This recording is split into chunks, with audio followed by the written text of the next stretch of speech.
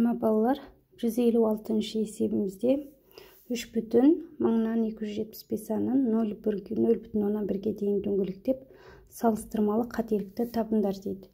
Салыстырмалы қателікті табатын формуланы есімізге түсіретін болсақ, яғни дәл мәннен азайтамыз жоқ мәнді, және де бөлеміз жоқ мәнге қайтадан. Яғни осы бізде салыстырмалы қателіктің формуласы. Енді осы бойынша шығарамыз. 3,275 деген сан берілген. Жоқ мән ол 3,13 болады. Енді формулаға салатын болсақ, 3,275-тен азайтамыз 3,13-ті,